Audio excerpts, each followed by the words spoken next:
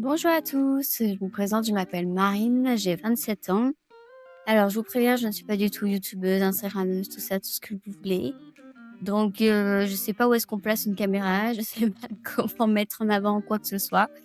Mais aujourd'hui, si je prends la parole, c'est pour parler d'un sujet qui est très important pour moi, que j'ai vécu. Et c'est surtout peut-être pour pouvoir aider certaines personnes qui pourraient, avoir, des symptômes qu'elles ne comprennent pas et que ces personnes ne soient pas écoutées par, les praticiens, les entourent et que du coup, ça passe à côté de quelque chose qui est quand même assez important. Je vous préviens, du coup, j'ai mis la caméra sur la droite, mais mon texte est en face parce que j'ai quand même fait un texte, hein, c'est la première fois pour, rien oublier.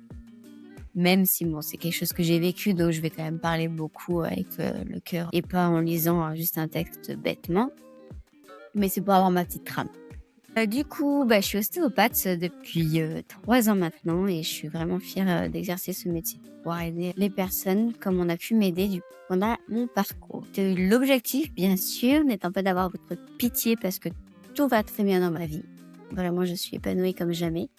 Mais c'est vraiment pour pouvoir aider femmes et hommes parce que cette pathologie concerne les deux. Alors, pour les hommes, les symptômes, je pense qu'ils diffèrent un peu, mais peut-être que, il peut y en avoir quand même en commun. C'est même sûr, mais il y a des choses où, vous ne retrouverez pas forcément. Même si bien sûr, je souhaite à personne de se retrouver dans ce que je vais dire, sinon c'est pas une très bonne nouvelle. Même si vous voyez, je suis toujours en vie, donc tout va bien. Donc, si je vous parle d'adénome hypophysaire à prolactinome, est-ce que ça vous alors à prolactine même on dit exactement, ou sinon c'est juste adénome hypophysaire prolactinome. J'imagine qu'il y en a peut-être ceux qui sont en année de médecine ou médecins ou professionnels de santé.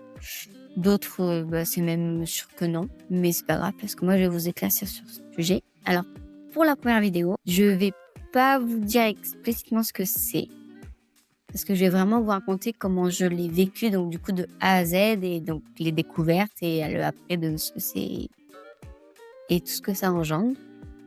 Mais vous le saurez dans quelques vidéos.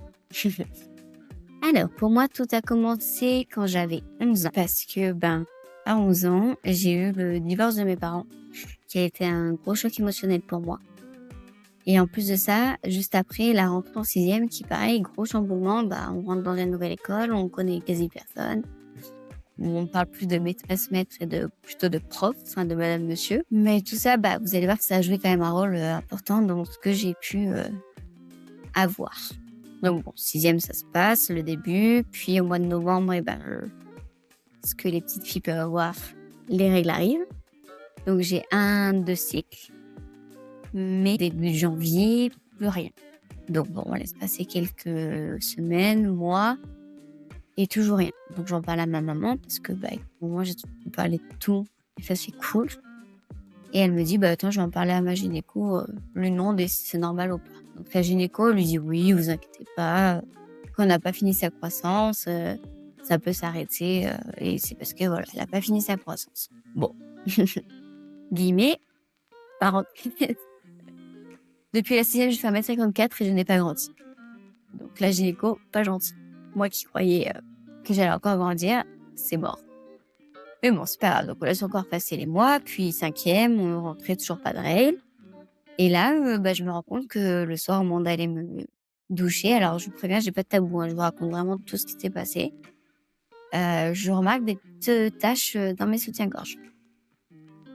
Donc là, je me dis: «Bon, normal, pas normal?» Je m'inquiète pas, et de nouveau, j'en parle à ma maman qui, elle dit: «C'est bizarre, effectivement». Je vais en reparler à ma gynéco.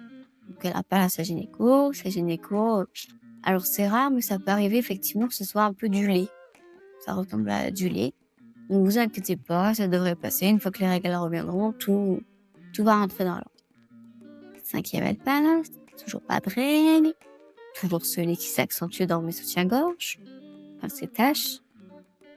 Et quatrième, rentrée quatrième, et là, compliqué. J'ai des maux de tête qui arrivent très violents, mais vraiment très très violents, à me taper la tête contre des murs tellement j'ai mal parce que je sais pas quoi faire. Le Doliprane, ça marche pas, le Codoliprane, ça marche pas, l'ibuprofène, ça marche pas. Il y a rien qui me soulage jusqu'au jour où et ben la suite, c'est au prochain épisode. Je vous remercie de m'avoir écouté et la suite au prochain épisode.